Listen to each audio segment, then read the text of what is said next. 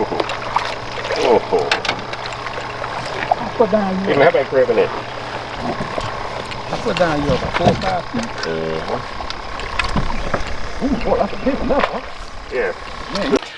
Hello, welcome to Hook Legends, and thanks for watching this video. First, I'd like to say thanks for all of your support and for all of the subscribers that have subscribed. We have over 1,000 subscribers now. I'm so happy and I'm thankful for each and every one of you. If you haven't subscribed and you like these videos, please reach up now, click subscribe and like, and make sure you click the notification bell so you'll be alerted when future videos are released. Now, today I would like to have a discussion about fishing for crappie during the fall and fishing in creeks and coves. So, you know, I've been fishing on Lake Talquin for a long time now. I'm still somewhat learning. I grew up fishing in one part of the lake, about the middle 1/3, and now I'm end up fishing down on the lower 1/3 of the fish. Now, in order for me to make sure that you have a good understanding of the type of areas I'm fishing in, and by the way, I went out and I did maybe 2, 3, or 4 trips. I forgot how many, 3 maybe, trips. During like a 7 to 10 day period, and I was fishing in different areas of the lake. And what I want to do is I wanted you to get I want you to have a good understanding on some of the locations where you can find fall crappie and what to look for. This time of year, I'm looking for areas that are about 10 to 15 feet deep, and that's the key because you know, and it depends on the end of the lake that you're fishing in, because on the upper end of the lake you may have a hard time finding any place 15 to 20 feet deep unless you're directly in the river channel, whereas down on the lower end of the lake, you know, there's some places down there 40 feet deep, you know. So if you're going to find some places that are 10 to 15 foot deep, you're going to have to get away from that primary channel in order to find those fish. But in order for you to have a good perspective on what I'm talking about, I'm going to jump in here now, and I'm going to jump in here. There we go. I want to jump in, and I'm going to start showing you a Navionics map of Lake Talquin, just so you have an understanding of what I'm talking about. Okay, so Lake Talquin, once again, is a man-made reservoir, and it's about 8,850 acres. Depends on what source you look at, and it's about 21 miles long. Now, for me, the actual fishing part of the lake, where you know I go and fish in, I would say it's probably about 13 miles. It's 20 or 21 miles, depending on where you start counting that river at, because once you get to the upper part of the lake, that river goes on for miles and miles and miles. So let's see if we can jump in here and I'll show it to you. So here we have Lake Talquin. As you can see, it's kind of long, and Lake Tappan is primarily fed by the Talquin River, and that's the Talquin River coming in here on the upper end of the lake. And if you take a look, you'll see this little, you'll see that looks like a dark worm or snake figure that transcends from the top end of the lake to the lower end of the lake, and that's the river channel. So even though there's a dam and the water's flooded out into the flats and all the way around the river channel, on all sides of the river channel, there's still a river channel running through this lake that has current in it. I mean, when there's a certain amount of current that's going through this lake at all times, depending on how many gates they have opened up down on the lower end of the dam. Now, once again, in today's video, I'm going to show you a few clips where I was fishing in different areas, and I just wanted you to get an understanding of where I'm fishing at. So when I say a creek channel or a cove, you have the main river running down lengthwise of the lake, and out to the side, you have these fingers that kind of stick off. Now, some of these fingers are pretty good size. Now, on the north side of the lake, as you can see, it looks like the fingers are a lot bigger than the ones on the south side of the lake. And I'm going to show you some fishing clips today, fishing both these creeks and coves that are north and south, and also right in the middle. Okay, now even though the main river, the Talquin River, runs directly through the middle of this lake, Some of these fingerlings here, especially this big one right here, this is called Little River. And Little River is over in Gaston County. And I will put in at this highway here and fish all the way down through the back country until about right here. When I would get to this point here, I learned the hard way not go beyond that point, because a lot of the larger boats, faster boats, more powerful boats will come up from Lake Talquin going up that river. And when it gets to this point here, it's a little bit too narrow and too shallow for them. But they'll come up to this point. And I went down past that point one day, and some of the big boats just almost sunk my dad and I. So we're fishing in a pretty small, we're fishing in a 14-foot John boat. So we could navigate trees, land across the river, and so forth, coming down the river.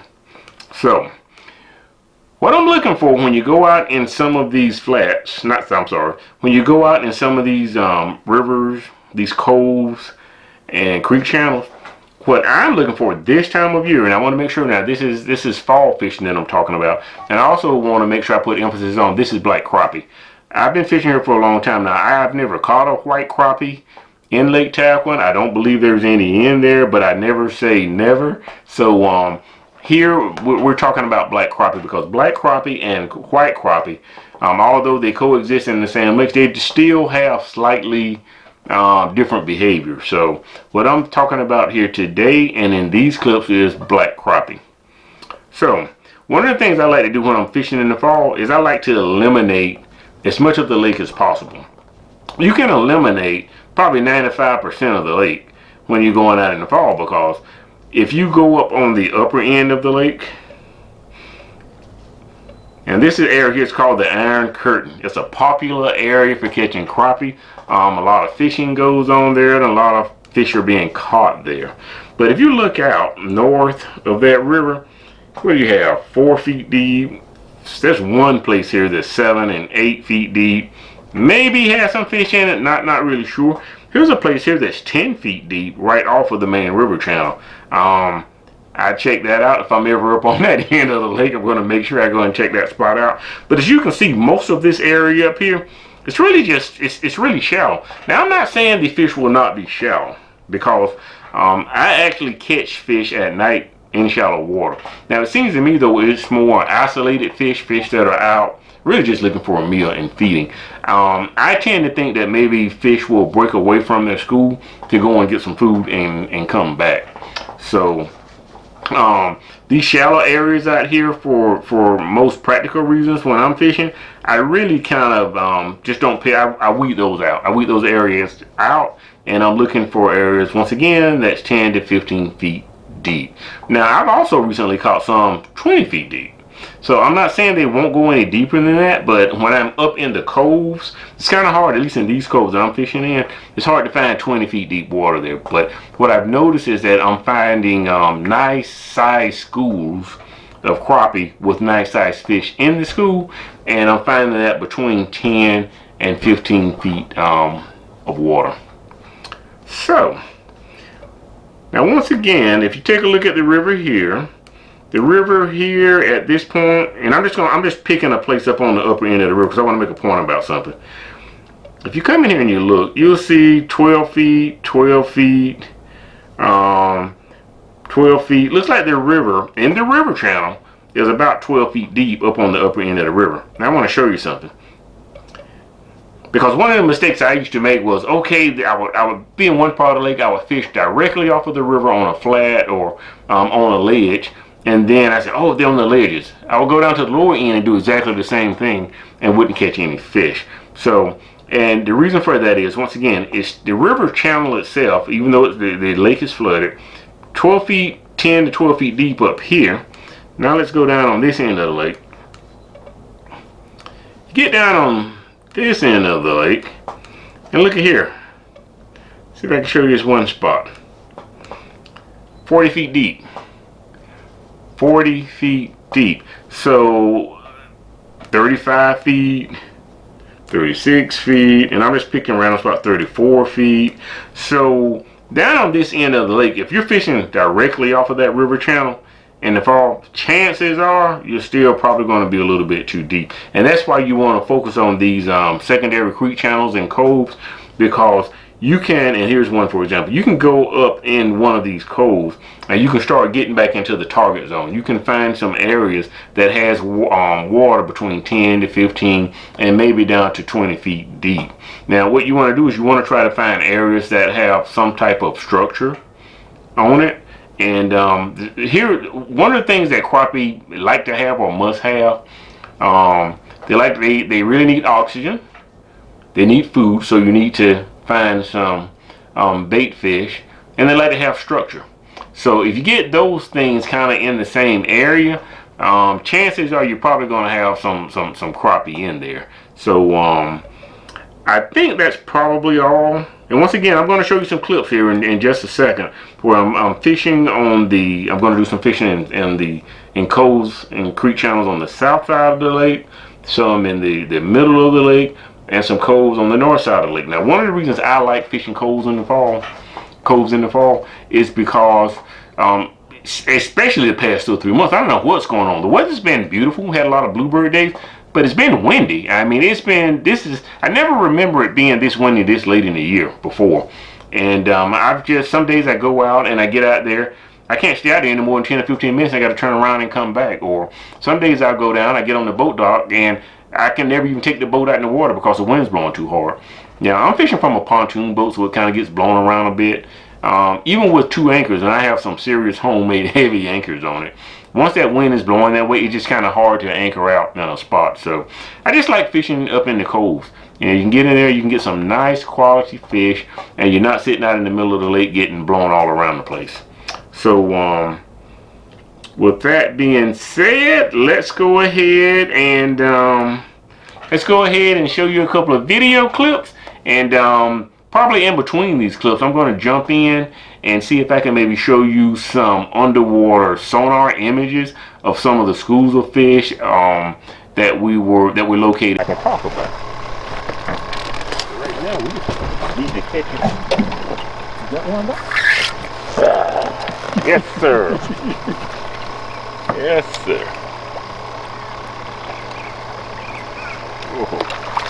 Oh. I put down you. How about grabbing it? I put down you about 4 or 5 feet. Ooh, boy, that's a big one, huh? Yeah. Man, you ain't got the camera on, man. Big one, huh?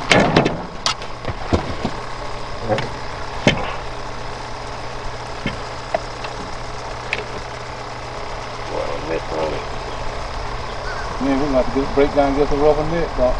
Yeah, we always talk about it, don't we? They won't get hung up. We always talk about I it. saw one in, what was that the other day? Walmart, I think. It was over $49, I think it was. How much? $49. Come on, man. He done jumped in my doggone feet, but Lord have mercy. Boy, I tell you. I thought you were going to jump in the water. You get him out of that, dog. Yeah, but he's going to kill all my doggone melon. All right, Lake Talquin, fishing the creek channel, hook legend. I know it. You did? Yeah, that's big boy there, dog. Dang, I just fattening up.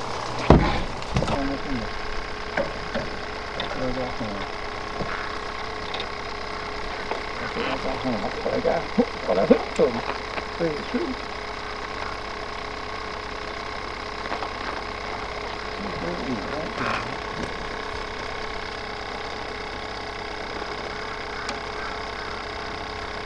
you go, there you go.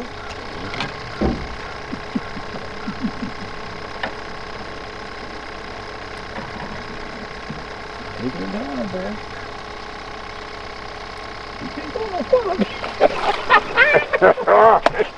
You can't go no deeper. Oh, you can't go no deeper, man. You can't go no deeper, dog. They're about to run the channel when you don't swallow. I know he can't go down a little bit more. Lord, he swallowed. I think you have to be throwing the power down while he's sitting on top. So you sit on top of the joke.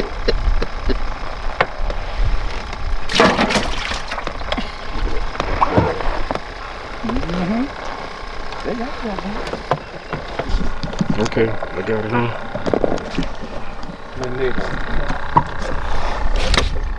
Alrighty, jig master. What's up? Found the jig. Put in a slab. Found the jig one up, dog. He wasn't that too far down. He wasn't that far down at all. No, he wasn't that far down at all. They go out hook again. Yeah, and that was on acid rain, wasn't it? Yep. Okay, now what I want to do is I want to show you some underwater sonar images of the previous clip, or the clip that you just saw. Now this is actually an image from Panoptic. So in this particular image, what you're going to see here is there's some Christmas trees, something that looks like Christmas trees down on the bottom. And as you can see, there's some fish that are hanging out not too far away from that structure. Now it was pretty hard getting an image of these, because here's what we found out. When you're in the area, these fish are moving, especially if they're feeding. I mean, I would be sitting there with Panoptics and a huge school of crappie would come in. And I was targeting these fish. I mean, you could just really look at the Panoptics and it'll tell you, hey, they're like, in this particular case, if you look here at 5 feet out, these fish were literally 5 feet away from the boat. Now, you saw where we actually caught one. You saw me caught one right there with the bobber right there about 5 feet away from the boat. So it's very accurate. So if you use your Panoptic, you can target these fish. Now if you look here, you can see the actual structure itself, the Christmas tree. So let's move over to another image. Now here, this image here, these fish are probably, these are keeper fish now, but I don't think, just from looking at it, I don't think these are probably your 14 or your 15 inches. If you look out here a little bit further, these fish are look at you see these fish are right there at 0. That means they're directly beneath the boat.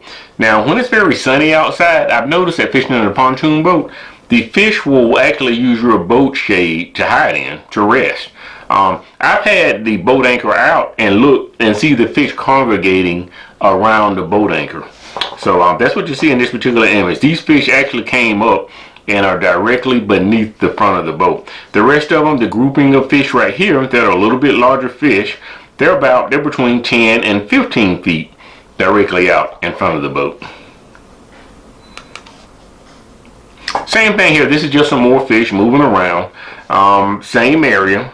And you see there's a mixture of fish. Looks like there's a small stump or something there. Now also, if you look over this way, there's some type of weeds or vegetation that's on the bottom here. I've seen a lot of times where we see fish, they'll come up, they'll eat something, we'll taste something, we'll assume they're eating something, and then they'll go down and it seems like they just disappear. And what they're doing is they're going down and they're burying in these weeds, in the weed structure that's along the bottom of the lake in this particular cove. Okay, in this particular picture, this is just another view. That's a nice fish there. If you look once again directly beneath the boat, right here, that's a decent sized fish. Now here, these are look a little bit smaller. That one, I like to have that one in the frying pan. That's a nice fish right there. And if you look up here, you can see some fish. They're kind of scattered around, but they're staying out in about, I'm gonna guess, a 25-yard area. That's holding multiple schools of fish. As a matter of fact, if you look real hard right here, you can almost see that Christmas tree. Once again, I think we found out where Christmas trees go to live out the remainder of their life. I just think a lot of times, a week or two right after Christmas, a lot of those trees ends up about a toss away from a lot of these boat docks. Same thing here. There's some pretty decent fish in this particular school. There's also some small ones. There's some small ones mixed in there. Okay, now you can see there's a lot going on. There's a lot going on in this particular image or picture here. So you got schools. That's a nice one right here. That is a nice fish. So you got a little bit of mixture. You got some nice fish in here. You got some small fish, and it looks like they're around some type of structure down here on the bottom. And if you look right here, you can see, I mean, all the leaves are gone, but This thing is almost shaped just like a Christmas tree. So, and I'm pretty sure people probably throw maybe their yard debris and things like that out in the lake. Now, we had a huge hurricane come through here a few years back, and anywhere where there's trees close to the edge, I mean, there's a possibility these are not Christmas trees, and the hurricane could have just taken a lot of treetops out and thrown them out in the middle of the lake, because there's a lot of tore down docks. Here, I'm one of those where I had some pretty significant damage from trees, the roots of trees. I had a complete 8-foot section of dock that just tore away. So one of my neighbor's docks still got a tree laying directly across the walkway that goes out into the lake. Okay, here, once again, there's some type of structure. Can't make out if that's a stump or some Christmas trees or what. But as you can see, it has quite a few fish around it now. One of the things is that a lot of times the crappie are not actually up in the structure, because once again, once the structure is there, it's going to get algae and whatever else that grows on it out in the middle of the lake. Once that happens, you're going to get crustaceans, minnows. Lake Talquin, I have caught grass shrimp in Lake Talquin. I want to try to find some more so I can catch them to fish with, but you're going to get living organisms that take up inside of those the debris that's down there. So once that happens, the other fish, that food chain is going to start. You're going to get the minnows coming up there to eat the algae and the zooplankton, and then after that, you're just going to get larger fish. So whole ecological system going on anywhere you find these brush piles. Okay, same thing here. I mean, as you can see, there's a lot of fish down there, and they're in the vicinity of where the brush piles were. Also some smaller fish. Now, one of the things I wanted to point out, it just seems like to me that even though the fish will come up and use your boat for shade or for cover, these fish to me seem a little jittery. It seems like I have a whole lot better luck when I get way back, maybe 30 or 40 feet, and toss a jig or toss a minnow over in that school of fish, or over in the area where the fish are hanging out, as opposed to trying to catch them right there near the boat. I do catch them near, right underneath and near the boat, but it seems like to me it works out better when you're in stealth mode. Get 30, 40 feet away, throw your bait over there into the fish without them knowing that you're in the area. Okay, once again, more fish. Nice one over there too. Can't really tell. Some of these are these are kind of mixed. There's some decent sized ones in there, and there's also some small fish. Same thing, lots and lots of fish.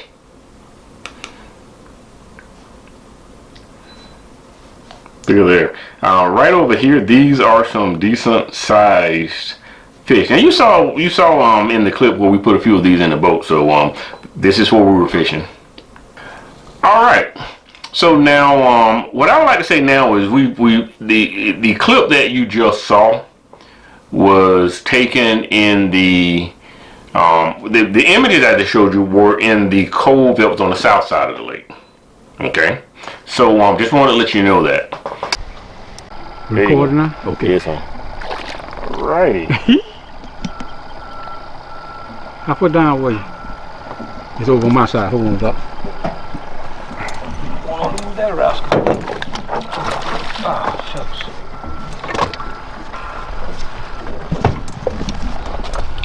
Fight is over. Got a nice one there, boy. His fight is over.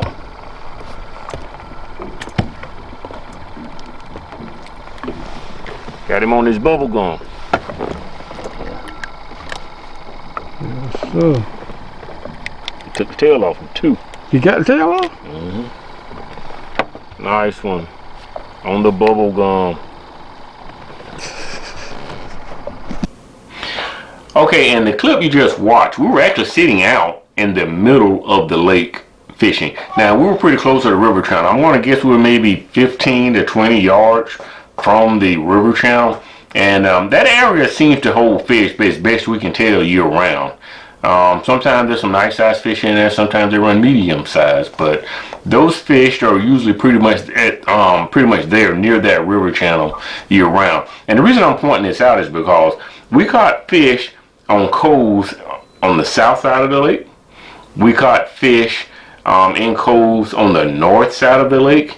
And we also caught fish in the middle of the lake, not too far from the river channel. So the point I want to make is that you can't just wholesale. You just can't sell out saying, oh, well, the fall fish are going to be here or they're going to be there. They're pretty much kind of all around. But I really like the schools that I'm seeing on both coves on the south side and coves on the north side. And you just can't beat getting out of the wind. You know, like I say, it's been the water out there has been pretty rough and the wind's been blowing pretty hard, but you can get up in those coves and you can find a lot of protection. So you just can't beat it. You just can't beat it. So let's get back now. We're going to show you some fishing spots that were on the north side of the lake.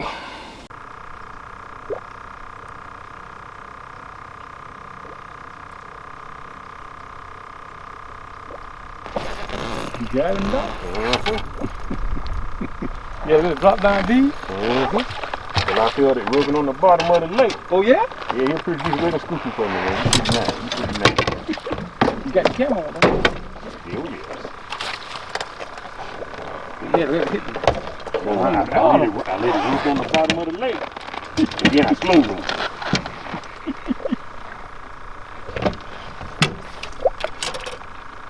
Down on the bottom. Move that net there, because the things don't get it.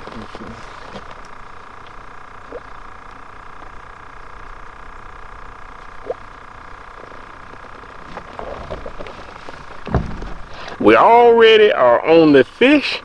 We're fishing up in one of our little honey holes, and right now we're just casting jigs. We have some minnows on board, but we're not throwing the minnows yet. So. You got one down? Okay. Baby. Right. You ran pretty rough there, dog. Oh, that may be a stack, boy. Get That boy. in the net. Get in there. There's a stack there, dog. Yeah. There's a stack there. Yeah. Yeah. That's a monster there, dog. That's a monster there.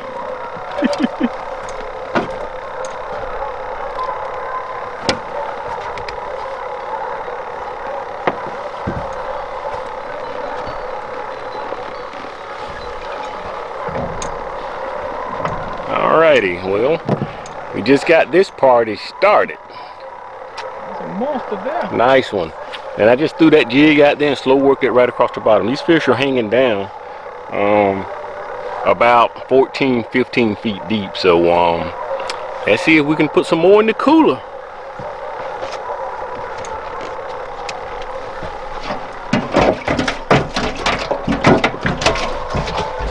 That joker has some fight there. He hit it, boy. And that one can't even get it. Woo, woo. Oh yeah. That drop, boy, he hit it going the way down. That's bad. Man, big old stick. You think that's a big old stick? Yeah, all of them big slabs. These slabs are fighting hard. Lord, that's cool. The water's cool. They're energetic. They're feeding up, trying to fatten up for the winter. Lord, he clean. It's big. Horse there. That's a horse there, boy. That's a horse there, boy.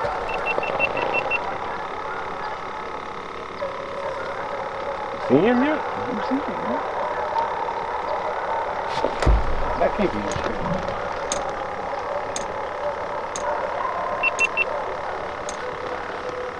Slabs are the. Ooh, that was cool.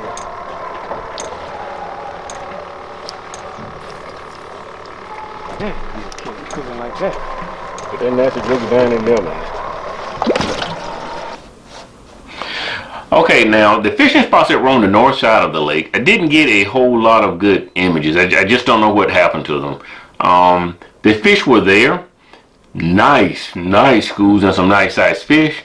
You just watched a video clip of some of those fish being put in the boat. Now, I do have one video that you can see. And if you look out way out there on the end, about 30 feet out, you will see some big blobs on my scope. I mean, some nice big blobs. Well, what you couldn't see was, because I was really trying to stay off of these fish, but there was a huge, I mean, a huge school of those big blobs. All those big blobs you saw had to be at least 20, 30, or 40 of them that were just off the screen over there. So when there was some type of structure, we got broke off over there a lot. And once again, I'm not sure if it was something someone put there or if it was a tree from the hurricane that got, deposited there as a result of the bad weather. So once again, I hope you found a lot of value in this video. And remember, if you like it, please click subscribe and like. Make sure you click the notification bell so you will be alerted when future videos are released. Make sure you check back. We got a lot of things, a lot of more videos coming out that is going to provide hopefully some valuable tips to help you take more fish out of the water and put them in the boat. Thanks for watching, Hook Legends.